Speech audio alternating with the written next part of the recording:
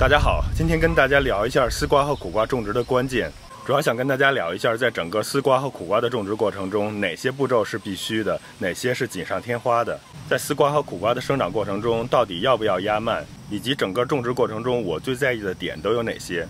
首先，第一点，种植丝瓜和苦瓜的时候，我们一定要移栽壮苗，幼苗壮硕，后边的成长才有保障，种起来也更轻松一些。第二一点就是底肥，底肥一定要充足。我们要选择富含氮磷钾的有机复合肥。第三一点就是浇水，丝瓜喜欢大水大肥，所以一定要给它充足的水分，同时也要确保土壤的排水性好，不能积水。第四一点就是整枝管理，2英尺60厘米以下的侧枝要通通打掉。丝瓜在生长过程中会不断的发出侧枝，这些下方的新发出来的侧枝也要不停的打掉。第5点就是引蔓上架，丝瓜长到适合爬架的高度的时候，一定要及时的引蔓上架。我一般会选择在1米到2米之间给它引蔓上架。苦瓜的整枝和引蔓可以采用和丝瓜一模一样的办法，也可以采用3干整枝的方式。苦瓜的爬架能力特别的强，所以引蔓要比丝瓜容易得多，基本上不太需要用绳子绑，它自己就能轻松的爬上架子。第6一点就是追肥，丝瓜和苦瓜在整个生长过程中需要大量的水和肥，我们一定不能让它们缺肥。一般我会选择在它们刚刚结果的时候追施一次有机复合肥。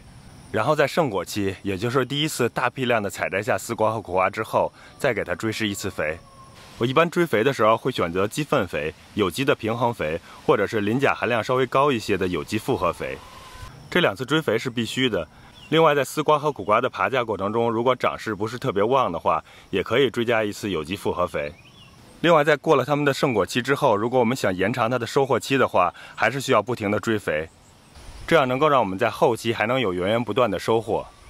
以上就是我在种植丝瓜和苦瓜的过程中总结出来的一些关键要点。接着我们再来聊一下，在整个丝瓜和苦瓜的生长过程中也是非常重要，但对我来说是属于锦上添花的那些点。最后我再来实际演示一下那些关键点中我最看重的一点。锦上添花的要点之一就是压蔓。这里所说的压蔓是指丝瓜和苦瓜在上架前把一部分枝蔓压在土里面，这样压在土里的蔓条能够长出根来，增加营养的吸收，促进植物的生长。据说能够增加10%的产量。我之所以觉得压蔓对我来说是锦上添花的作用，主要因为我在这几年的实践过程中没有压蔓，丝瓜和苦瓜的植株也会长得非常的旺盛，收获也非常多，产量也是大得惊人。这样来说，压蔓对我来说就没有那么重要了。另外就是把蔓压在土里，对后续的追肥会有影响。因为埋在土里的蔓太多了，有的时候追肥的时候会不小心挖到它，伤到根之后会非常影响植物的生长，得不偿失。第二一个对我来说是锦上添花的点就是掐尖儿，这里边的掐尖儿主要是指主蔓的尖儿，侧枝我们还是需要定期的清理的。对于丝瓜和苦瓜来说，刻意的打尖儿没有什么太大的必要，只要定期的清理掉老枝老叶，打掉那些浓密地方的遮挡阳光的不结果或者已经结过果的侧枝就可以了。第三一个锦上添花的点就是及时摘瓜，当这些瓜在长到可以收获的大小之后，应该及时给它摘掉，这样能够把营养留给后边的果实，促进后边果实的生长。当然，如果水肥充足的话，早一点摘瓜和晚一点摘瓜影响也不是特别的大，只要不让一堆的瓜都长老在枝头就好了。当然，如果是为了留种或者是留丝瓜瓤的话，那就另当别论了。最后一个锦上添花的点就是人工授粉，这个对于大棚种植来说应该是很重要的。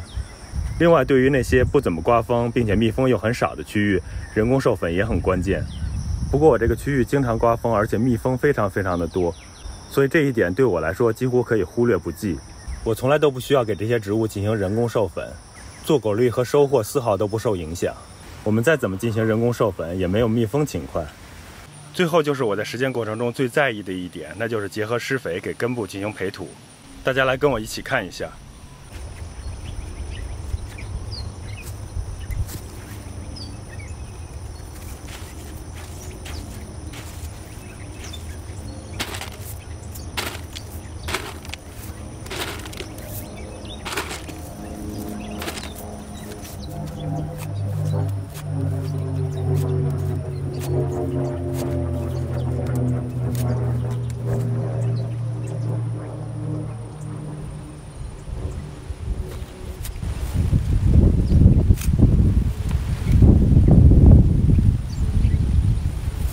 今天我在视频中跟大家分享的这些点都是我的实践总结，带有很强的主观色彩。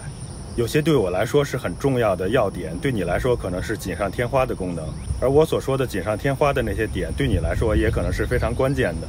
大家要在自己的种植过程中结合当地的实际情况和自己的实践来参考使用。希望大家都能根据自己的情况种好丝瓜和苦瓜，并且能够大丰收。好了，今天的视频就跟大家分享到这儿了，我们下次再见。